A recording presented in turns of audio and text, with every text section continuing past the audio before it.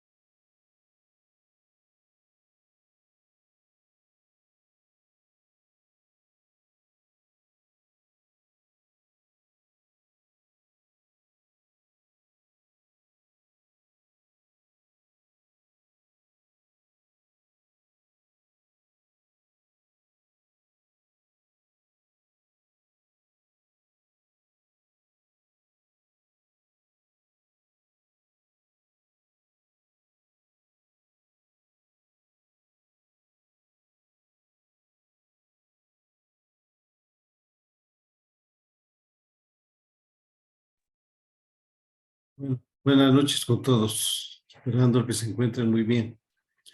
Eh, Para disculpar la informalidad por el frío.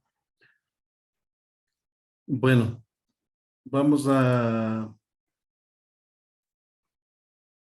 mirar básicamente los modelos de regresión.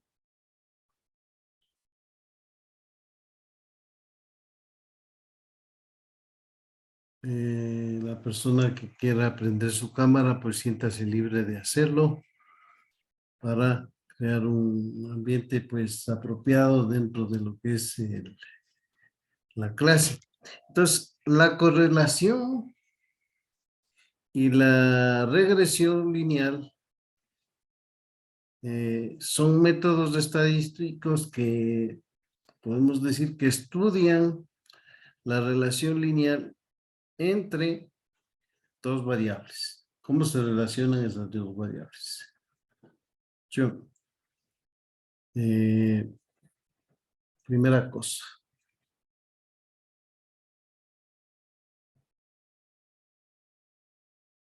¿Ya?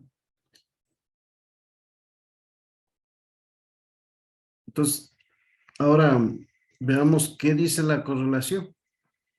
La correlación establece o identifica o califica, cuantifica si dos variables tienen relación y de qué manera se relacionan. ¿Ok? Ahora, la regresión lineal consiste en generar una ecuación que sea un modelo que a partir de la relación que existe entre ambas variables permita predecir un valor de la una en función de la otra. ¿Ok? Entonces, eso es importante conocer en la diferenciación entre la correlación y la regresión lineal. El cálculo de la correlación entre dos variables, por otro lado, es independiente del orden o de asignación de la variable X y Y, y mide cómo se relacionan entre ambas sin considerar que sea dependiente la una de la otra. En el caso de regresión lineal, el modelo puede variar según qué variable se considere dependiente de la otra, y lo que no implica que cambia la una y como consecuencia va a cambiar la otra. A nivel experimental, la correlación se suele emplear cuando ninguna de las dos variables se ha controlado. Simplemente se han medido y se desea saber si hay una relación, la correlación. En caso de estudios de regresión lineal, es más común que una de las variables se controle. Por ejemplo, tiempo, temperatura, y se mida la otra para ver cómo influye esta en la otra. O sea, por ejemplo, la concentración de un reactivo va a determinar la efectividad del reactivo de la solución, mejor dicho, en un cierto grado. Por norma general, los estudios de correlación preceden a la generación de modelos de regresión. Primero, se analiza si ambas variables están correlacionadas y en caso de estarlo, se procede a generar el modelo de regresión. Ese es el concepto preliminar. Para los compañeros que se están integrando y las compañeras también que se están integrando, los que deseen libre y voluntariamente, como se dice, prender su cámara sin problema, integrarse de una manera más apropiada, más dinámica, bienvenidos, ¿no? Entonces, la regresión lineal, fíjese que está expresado ahí a través de una ecuación. ¿Y qué es lo que hace esta ecuación? Permite explicar la relación lineal que existe entre estas dos variables. A la variable dependiente, que es y a la variable predictora X. ¿No? Entonces, y ahí tenemos coeficientes de estimación, B sub 0 y B sub 1. Y tiene un más, que es el error aleatorio que puede existir. ¿Ah? Ahora, hay varias cuestiones con respecto a esto. Esos puntos que están ahí en azul son desviaciones de la variable de las diferentes opciones con respecto a la recta. Entonces, lo que se trata es de crear una recta de regresión que ajuste a plan esos valores en esa curva, en esa recta, en ese caso. Entonces, bueno, hay algunas consideraciones ahí, como la significancia, entre otras cosas. Y hay algunos ejemplos que tenemos, que hemos puesto ahí. El primer tipo es la regresión lineal simple, en la que solo se utiliza un único predictor. Puede usarse a una hora para predecir accidentes mortales de tráfico, etcétera. La variable de respuesta Y va a ser el país. Esto más o menos retomando ya lo que nosotros habíamos chequeado para que ustedes lo tengan a mano, ¿no? Podríamos utilizar para predecir cuántos litros de gasolina consumirán varios coches. La respuesta es Y en función del peso y la potencia que tenga la variable predictiva. Regresión multivariante. Usted ve una especie de matrices que tenemos ahí y vectores, ¿no? Entonces, la regresión multivariante genera modelos para dar respuesta a diferentes variables. Esa es la diferencia entre la regresión lineal simple y la multivariante. Y se aplican varias fórmulas a la hora de expresar. Así se podría estimar la gripe en 9 regiones de los Estados Unidos o en 9 regiones del Ecuador, basadas en la semana del año y la variable predictora X, ¿no? La regresión multivariante, perdón, la regresión múltiple multivariante se utiliza en modelos que cuentan con varios predictores para múltiples variables de respuesta. Se podría implementar para calcular los kilómetros por litro de gasolina que se usan en la ciudad y en la autopista, a partir de 3 variables: eje, peso del vehículo en vacío y tipo de combustible. En cuanto a las aplicaciones de la regresión lineal, puede ser para creación de pronósticos, ¿sí? Es decir, se establecen modelos para un conjunto de datos específicos con la intención de predecir los valores de respuesta donde se conocen los predictores. Regresión lineal. Determinación de relaciones. Se emplea en determinar si existe una relación entre una variable predictor y un predictor. La inteligencia artificial, como ustedes saben, puede estar basada en machine learning y podrá manejar mayor cantidad de datos con mayor facilidad. Por ejemplo, a la hora de manejar un vehículo. La carretera supone un reto, ya que existe una alta cantidad de variables que se deben tener en cuenta, ¿sí? Por ejemplo, para evitar un choque. Si la persona va leyendo los mensajes y va manejando, aumenta la posibilidad del choque, ¿no? Yo he visto gente en la autopista que va leyendo el WhatsApp y va manejando. Se puede utilizar una progresión lineal para encontrar los parámetros que minimicen el error de un grupo de datos, para lo que se utiliza un error cuadrático medio. Entonces, usted le preguntan, ¿para qué se utiliza el error cuadrático medio? Entonces, se utiliza para encontrar parámetros que minimicen el error de un grupo de datos. El proceso de aprendizaje se realiza utilizando la inteligencia artificial. Consiste en analizar los parámetros W y B y se obtienen los mejores parámetros para ello. Así, tenemos W 0.0918 y B 1.2859. Y cuando vamos a generar ya la variable, la ecuación, que Y está en función de X, dice Y igual a 0.0918X más la ordenada en el origen, que es 1.2859, donde corta, ¿no? Principios de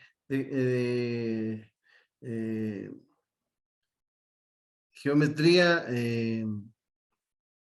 y matemática básica, ¿no? Geometría analítica, perdón, y matemática básica, ¿no? Entonces, en este modelo se puede destinar a estimar cuáles son los resultados para los valores de X. Si se quisiera conocer para X igual a 5, entonces reemplazamos nada más, ¿no? Y sacamos el valor de 1.7449. Pese a que este es un ejemplo sencillo, el Machine Learning suele manejar cantidad elevada de variables y al fin y al cabo debe gestionar una gran cantidad de datos en los que se va a encontrar los patrones especificados de programación. Sin embargo, para poder comprender las capacidades es suficiente un modelo simple, como lo estamos viendo. Ahora, en función del número de variables que se vayan a incluir, se va a utilizar un tipo u otro tipo de regresión. Esta es la forma de cómo gestionamos de manera eficiente los datos y para lo cual utilizamos también inteligencia artificial. Así como cumplir el cometido sin problemas y ajustarse al objetivo final que se persigue, sea cual sea la programación. ¿Ok? Ingeniero, disculpe, entonces, para mirar el tema de las variables, ¿hay un valor específico para utilizar algún algoritmo de predicción? ¿Hay alguno que esté establecido, que diga 10, 20 o algo de las variables o no? No, eso depende. Este valor que está calculado aquí, este W, ¿sí? Está colocado aquí como fijo, ¿no? Pero esto va variando porque acordémonos, déjeme colocar,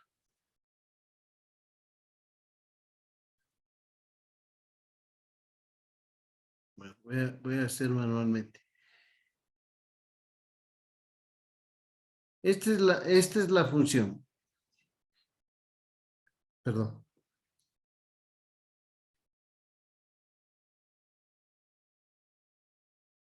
Esta es la función.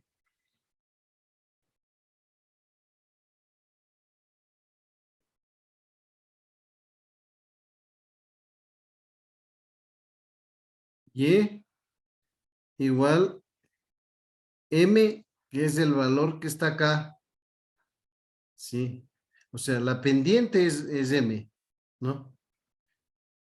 Dibujémosle con este. Ay, vamos a poner aquí. Y es igual a MX más B. Esa es la ecuación de la recta, ¿no es cierto? Ahora, voy a borrar esta, que está feo. Esta es la ecuación de esta curva, de esta recta en definitiva, ¿no? Ahora, lo que sucede aquí es que dependiendo del desplazamiento de la curva hacia arriba o hacia abajo, entonces van a variar estos valores. Por ejemplo, la ordenada en el origen aquí probablemente es -5. Entonces será, si tiene la misma pendiente, será, por ejemplo, Y igual a 0. Me invento, no. Voy a poner un valor. La de la curva esta, vamos a nombrarle esta curva, esta recta, para que usted no se me confunda.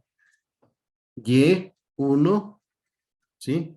Entonces, para Y1, ¿cómo va a ser? Y1 va a ser igual a la pendiente, vamos a pensar que es 0.35 X y menos esta distancia que está acá. O sea, que este es el eje de las X mal hecho. Este es el eje, vamos a poner el eje de las X acá. Eje de las X es este. Y este es el eje de las Y. ¿Ya? Y esta es la función X1. Cuando teníamos X1, entonces se desplaza hacia abajo. Este es del 0. Vamos aquí el 0. Este es el punto 0,0 es este. 0, 0. Aquí, en este puntito. Perdón. Aquí está 0,0. ¿No? Aquí. Entonces, hacia abajo tiene 5 unidades, vamos a decir, ¿no? Esta será la ecuación de la curva de esta. ¿Sí? Y entonces, vamos a pensar que la ecuación de esta de aquí, y 0.0918x más 1.2 es esta de acá. Será y2. ¿Sí? Entonces, cada curva se va conformando de acuerdo a la pendiente y la ordenada en el origen. ¿Sí? Que es, en este caso, W y B. Y así es como se conforma esta. Estos valores se van a calcular en función de ciertas condiciones o utilizando geometría analítica, que es lo que yo decía. No sé si ahí le respondí la pregunta. Sí, Inge. Ya, ok, perfecto. Borramos esto para que no esté molestando aquí. Entonces, de ahí viene, mire, y se conforma. Y claro, en función de eso, empezamos a calcular los valores de uno o de otro, de otro tema. Entonces, aplicando R, dice, un analista de deportes de César, esto es aplicado para el número de bateos, puede ser también para el, ya le voy a explicar cómo puede utilizar usted para variar esto, para algo que nosotros conocemos. Una relación entre el número de bateos que realiza un equipo y el número de carreras que consigue, ¿no? Como ustedes saben,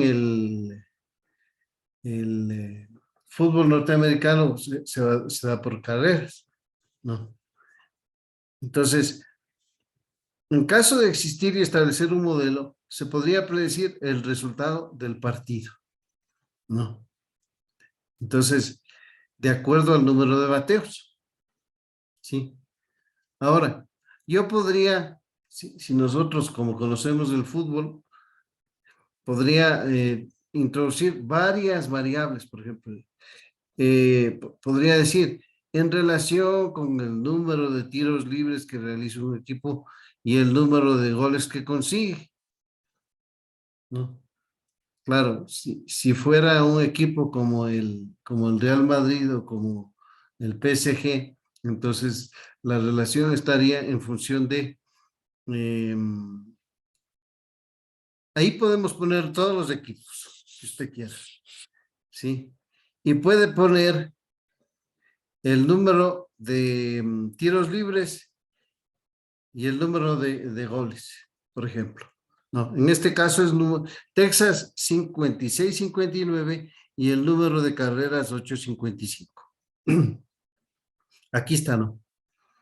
Texas 56-59 y número de carreras 86-55. Esta es la forma como se muestra. Ya el data frame, es decir, la estructura de datos que nosotros utilizamos, que llamamos data frame, y utilizamos, mostramos las primeras 6 filas. Esto yo lo hice a mano, así que usted también lo puede hacer.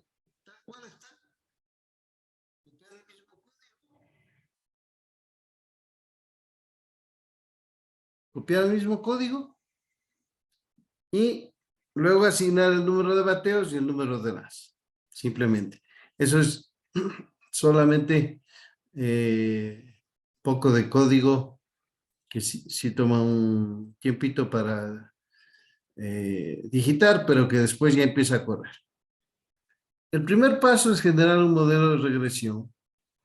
Es representar los datos, perdón, el primer paso para, antes de generar, es representar los datos para poder más o menos darse cuenta, intuir si existe una relación y cuantificar esa relación mediante un coeficiente de correlación. Si en este paso no se detecta una posible relación, no tiene ningún sentido seguir adelante, generando un modelo lineal. ¿Por qué? Porque no aplicaría. ¿Sí? Entonces, más bien me voy por otro modelo. Pero entonces veamos. Dice, librería ggplot2, ¿sí? Ponemos el número de bateos y el X. Y en el Y ponemos el RA, o sea, las carreras. ¿Sí? Ponemos el color, el título, ¿sí? Y ponemos nada más el ploteo y los elementos ajustados a 0,5. Ahí tenemos. Entonces, el gráfico, por un lado, dice el número de bateos y carreras. Entonces, aquí puedo ver yo que tengo 5,600 y por acá tengo tantas carreras. Vamos a ver. Entonces, hay el gráfico y el test de correlación. Cuando digo, calcúleme el test de correlación, core.test, X datos, número de bateos, Y. En X, el número de bateos. Y en Y, las carreras. Utilizo el método de Pearson, perdón. ¿No? Método de Pearson. ¿Sí? Entonces, dice, T igual a 4.0801 y el valor de P es 0.03358. ¿Sí? Es decir, hay una relación verdadera, true correlation, que no es igual a 0. ¿Sí? Primera cosa. Entonces, el coeficiente de correlación que está al último es 0,61062,7. ¿Sí? Y nos da un valor de P 0.038. 0,00338, perdón. ¿Sí? Entonces, como tiene una intensidad considerable, ¿sí? Mayor que 0,5, este R, este coeficiente de relación, entonces sí tiene sentido generar un modelo de regresión lineal que permita predecir el número de carreras en función de los bateos. ¿Ya? Ese es el primer análisis. O sea, ¿es factible? O sea, en otras palabras, ¿es factible o no es factible aplicar la correlación? Eso es lo que estamos haciendo. Entonces, calificamos la posibilidad de aplicar el coeficiente de correlación porque el coeficiente de correlación es mayor que 0,5. Mientras se acerque más a 1 es mucho mejor, pero tiene un 0,61 que es alto.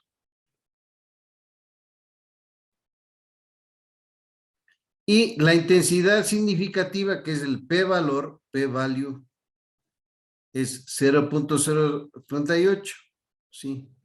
El que más nos interesa a nosotros es el coeficiente de correlación, que es 0,61, ¿no? Por ese me debería manejar inicialmente.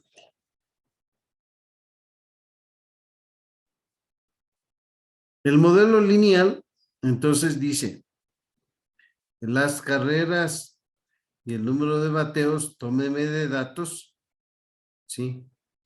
Devuelve el valor de la variable para la intersección cuando x vale 0, junto con la pendiente de la recta, que es m, que nosotros le acabamos de dibujar hace un ratito con esa representación que hicimos de las tres rectas. Entonces, para ver la información del modelo se requiere la función summary o summary, como usted quiera pronunciar, modelo lineal. ¿Sí? Entonces, aplicamos el LM, fórmula igual a runs o carreras, número de bateos, y tenemos los residuales, mínimo, la mediana, todos lo que son los cuartiles, ¿no? Mediana, tercer cuartil, máximo. Los coeficientes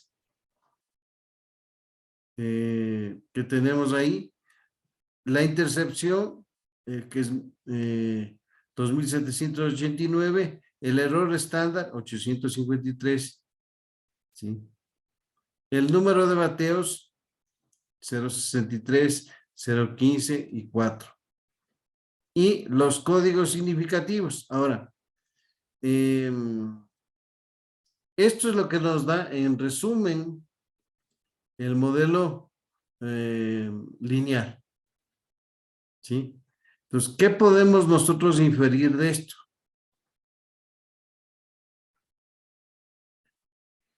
En primer lugar, se devuelve un valor estimado entre los parámetros de P sub 0 y B sub 1, que equivalen a la ordenada en el origen y la pendiente. ¿Sí? No se olvide que la ordenada en el origen es donde corta la recta al eje Y. ¿Sí? Donde corta así. Se muestran los errores estándar estadísticos T y el valor de p-value en dos columnas. Esto permite determinar si los parámetros son distintos de 0. Si estos parámetros son distintos de 0, tienen importancia. ¿Sí? En los modelos de regresión, el parámetro más informativo suele ser la pendiente. ¿Sí?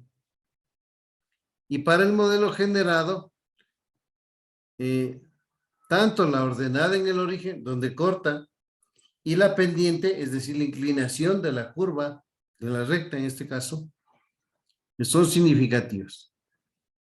El valor de R cuadrado, que indica el modelo calculado, explica que el 37,29% de la variabilidad en la respuesta de las carreras mediante la variable independiente número de bateos y el valor p-value obtenido en el test es 0,0338, determina que sí es significativamente superior la varianza explicada por el modelo en comparación con la varianza total.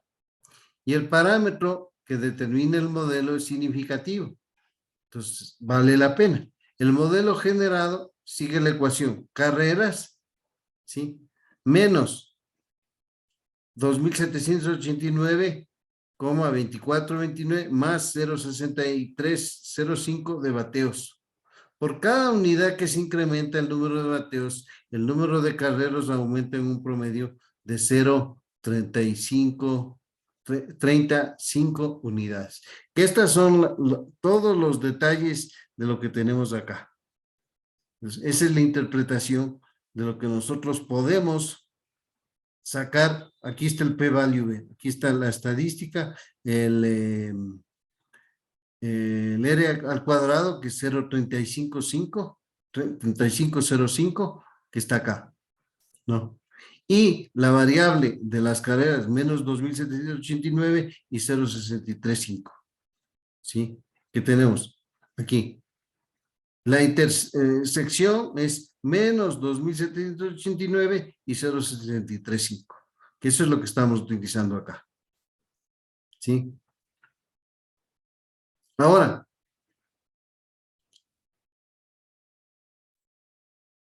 podemos hacer una representación del modelo con la línea de mínimos cuadrados, donde incluimos los límites superior e inferior y un intervalo de confianza. Entonces, el confint modelo lineal, porque el modelo lineal ya lo generamos anteriormente, y acá viene el ploteo. Número de bateos y carreras. Definimos los colores, etcétera. Perdón.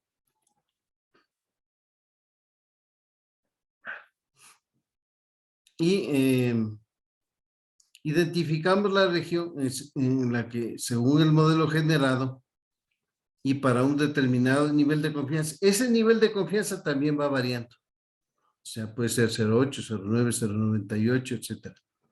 Y para poder representar el intervalo a lo largo de todo el modelo, se recurre a la función predicción o predict para predecir los valores que abarquen todo el eje Y, que lo vamos a ver acá. ¿Sí? Entonces, se genera la secuencia de valores que abarquen todo el rango de la variable. Se predice el valor con predict, en un límite de intervalo. Y la cabecera con un límite de intervalo, en este caso, de 3. El nivel de confidencia es 0.95. Usted puede cambiarlo, ¿no? Puede decirle, bueno, ya no quiero un 0.95, quiero un 0.98, el nivel de certeza. Finalmente, se añaden al gráfico las líneas ya formadas, que son esa azul que está arriba y esta otra rojita que está por debajo. ¿Sí? Que son los límites superior e inferior. ¿Sí? Límite de intervalo, y en este caso nos sale. ¿Para qué sirven estos? Para expresar cómo va variando sobre la línea de regresión, la línea azul, y bajo la línea de regresión, la línea roja. Entonces, así es como nosotros podemos. Y bueno, y también podemos sombrear toda esta parte. ¿Sí? Entonces, hacemos un diagrama de dispersión, cómo están dispersos los datos en función de la variable de regresión, y utilizamos la ggplot2 y un intervalo que está definido de forma directa. Para este efecto se incluye un 95% de confianza. ¿Sí? Entonces ahí tenemos ggplot, y también podemos nosotros ahora, por otro lado, una vez que hicimos eso, determinar la relación entre una variable dependiente y una variable independiente. Para esto vamos a calcular los residuos de cada observación y se dibuja. Entonces dice, modelo lineal se ajusta, la función LM calcula y almacena los valores que se predicen y los residuos. Fíjese, fit, los valores predichos y manda predicción, y los residuos, residuals, con el con el dólar, y entonces es como coloca número de bateos y número de carreras. Predicción, ¿cuánto predijo? 779. Y los residuos, ¿no? Entonces, ahí nos está dando una cierta predicción, ¿sí? De cuántas carreras podría haber cumplido con 5,659 bateos. Podría haber hecho 779 carreras. Con 5,710, 812. Está cerca lo que dice acá, ¿no? Y también podemos plotear los residuos que se distribuyen, o sea, ¿qué significa estos residuos? Valores que por una u otra manera nos sirven a nosotros para verificar las condiciones que nos permitan aceptar el modelo lineal. Entonces, porque dice, predice el modelo y entonces, ¿cuánto se desvió? ¿Cuál fue el residuo? Predicción de modelo y residuo, ¿no? Hacia abajo o hacia arriba. O sea, hubo un desvío hacia abajo o un desvío hacia arriba. ¿Ya? Los residuos, esa variabilidad, también la podemos ver en un histograma. ¿Sí? Para comprobar, entonces nosotros ploteamos los residuos, ¿sí? Con ggplot. Y adicionalmente, se puede contrastar con una hipótesis que nosotros tengamos con respecto a en este caso, podría ser los mismos bateos o podría ser cualquier otro o cualquier otro tema. Ahora, sobre esos residuos hay una varianza que se llama varianza de los residuos, que se denomina homocedasticidad, perdón, y podemos utilizar una librería ahí que se llama el test de Breusch-Pagan para analizar esta variable, ¿no? Entonces, esta parte de acá es un poco más abstracta, de tal manera que lo que le pido a ustedes es revisar un poquito esta teoría que si bien es cierto, pues está puesta, pero puede resultarle un poquito abstracta. Pero déle una leída para que se pueda entender o tener como criterio, ¿no? En general,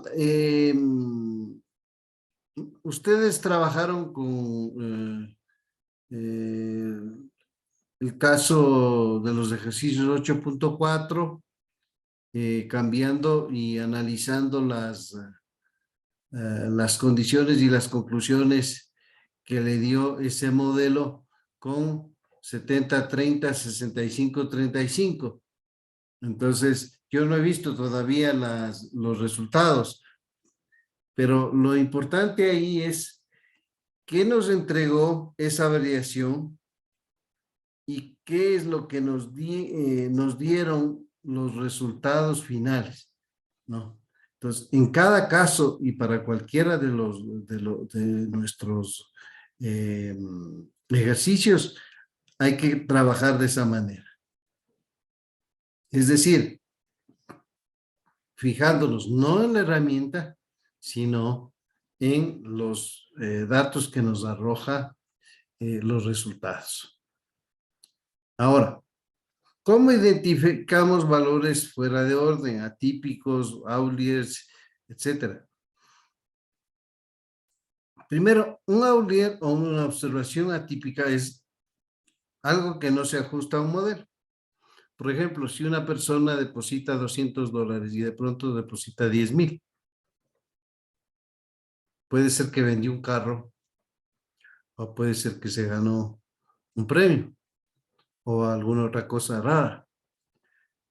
Entonces, cuando el valor se aleja del valor predicho y es excesivamente grande, eso se denomina una outlier o una observación atípica. En una representación bidimensional corresponde a desviaciones del eje Y, es decir, sube así, ¿no? Observación influyente. La observación que influye en el modelo y si es que la excluimos, afecta al ajuste. Hay que analizar, no siempre los outliers tienen que influir o se pueden retirar. Hay que analizar si es que ese pico, si se quiere, se puede sacar o no, o es necesario que nosotros lo analicemos. ¿En qué caso podría salir? Cuando sea una situación fortuita. Pongamos, nosotros estamos analizando la distribución de los picos de el ancho de banda, por ejemplo. Estuvo normalmente en 50 y bajó a 7, por ejemplo, ¿no? Entonces, si eso se mantiene, algo está sucediendo en el nivel de servicio. Si es que, por un lado, yo deposito $1,000 y luego deposito 50,000, o hice un negocio buenísimo, o vendí algo, o alguna otra cosa. Entonces, esos son los outliers. Observación con alto nivel. Observación con un valor extremo para alguno de los predictores. O sea, cuando yo digo, pues hay una proyección de crecimiento X y esto se da en un valor demasiadamente grande, hay desviaciones de puntos influyentes que pueden darse, por ejemplo, en función del eje X, que también van a influir en el eje Y. Entonces, siempre estamos hablando del eje X y eje Y, ¿no? Independientemente de qué modelo se haya podido analizar o aceptar, es importante identificar si hay algún posible valor fuera de orden, o un outlier, como lo que estamos viendo, los depósitos o la variación pica del servicio, puesto que podría estar condicionando, perdón, el modelo. La eliminación de este tipo de observaciones debe analizarse con detalle. O sea, no es siempre cuestión de decir, hay un valor fuera de orden, un outlier, y ese tenemos que eliminarle porque me está molestando y eso, mi análisis seguiría bien. No, ese análisis debe ser muy profundo para poder descartar ese valor. Si el fin es un modelo predictivo, un modelo sin estas observaciones puede lograr mayor precisión. ¿Sí? Sin embargo, es muy importante prestar atención a estos valores, ya que de no ser errores, pueden ser casos más interesantes. Claro, puede ser un lavado de dinero. Inge, y una pregunta, porque estamos analizando, o sea, lo que se analiza del residuo, ¿verdad? La diferencia entre la predicción y lo real. Pero ese residuo, ¿qué porcentaje sería aceptable para decir que sí está correcta nuestra predicción? Eh, lo mínimo posible, ¿no? Porque cuando yo tengo un outlier, yo voy a tener o un valor fuera de orden. Voy a tener una diferencia bastante grande. Entonces, de la distribución normal de los valores. Entonces, si la distribución normal de los valores, me explico, en los depósitos son 200 y mañana aparece una diferencia de 5,000 a 200, ¿cuánto hay? Bastante, 4,800. Esa diferencia sustancial es muy representativa y puede darse por un error. Ese 4.800, esa diferencia de 4.800 puede darse por un error o puede darse por un caso específico interesante, como en el caso de que el señor vendió su auto sin le pagaron un valor y no está incurriendo en lavado de activos.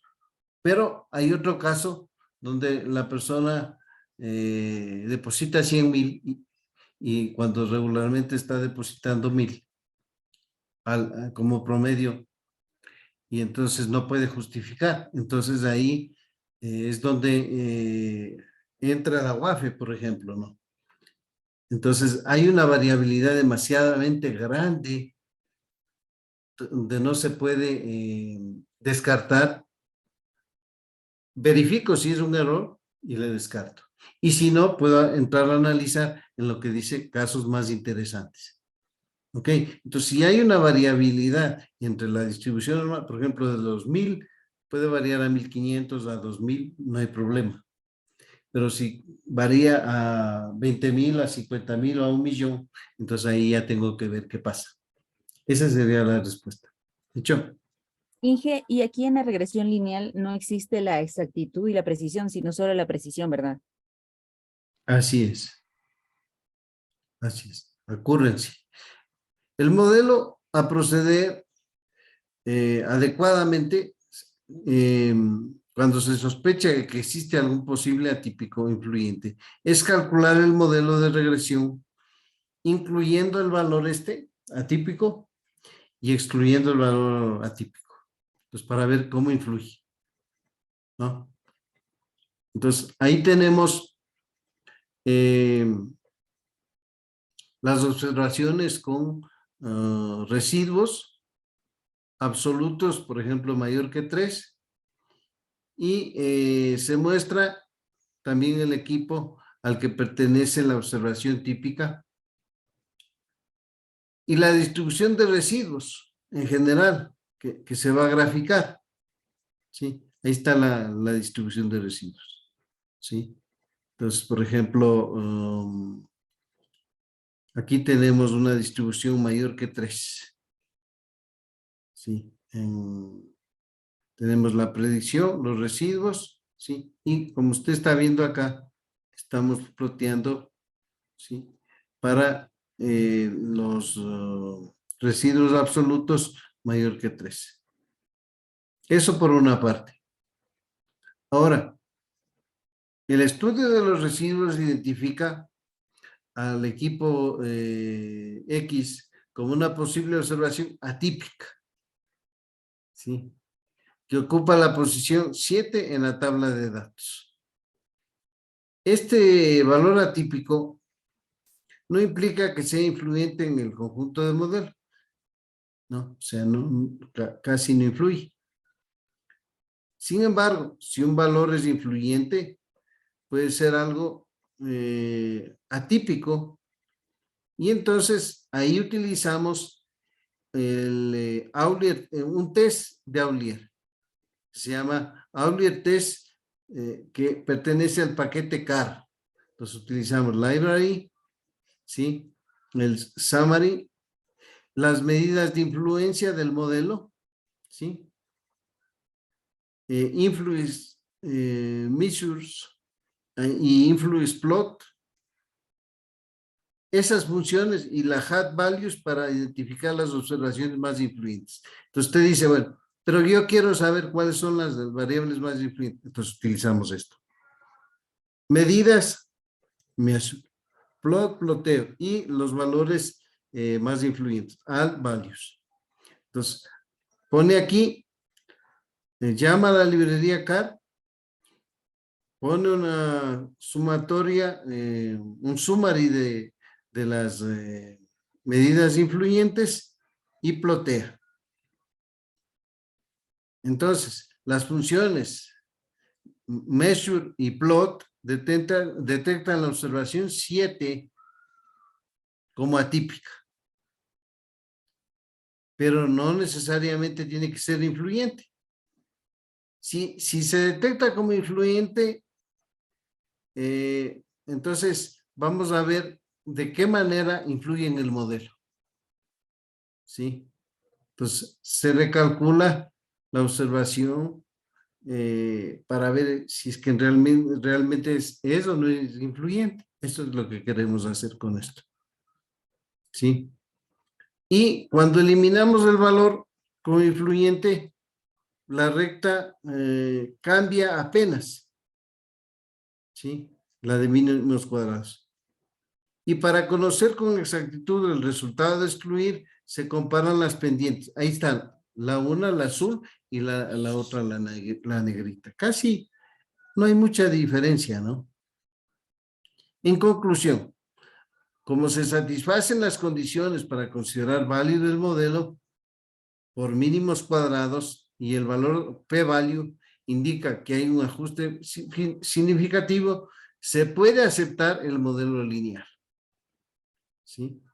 A pesar de ello, el valor de R cuadrado no es muy alto, por lo que el número de bateos no es un buen predictor del número de carreras. Eso es lo que se llega a concluir.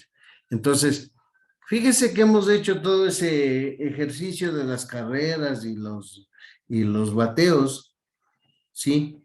Y usted lo puede aplicar, como decía, a cualquier otra variable, ¿no? En el deporte mismo, o por ejemplo, ver si es una buena medida predecir el número de ventas en función del valor del precio del producto y cuestiones de esas así. Entonces, ahí podrían haber ciertas condiciones como los picos o los Auliers, etcétera, que son importantes analizarlos, ¿sí? Entonces, etapa uno, ¿no? Eh, vamos a parar unos 5 minutitos, bueno, 10 minutos para que usted vaya a tomar un café. Igual voy a hacer yo y continuamos. ¿De hecho? Ok, Inge. Ok.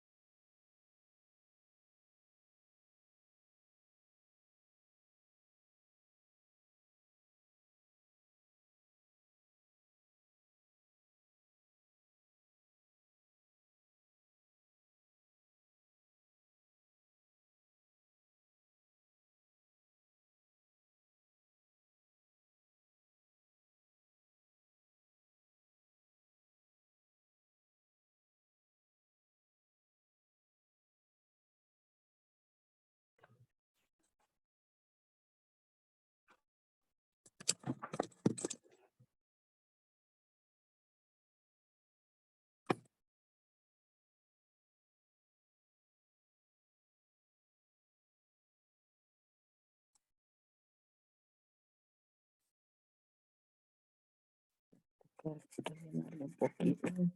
Esta es la que se toca.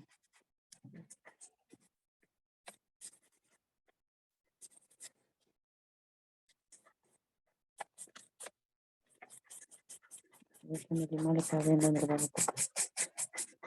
Porque no sé si se movió el tips. Pero parece que está bien. No. Es que las bordes de aquí yo le noté bien. No, yo le retoco ese pedacito.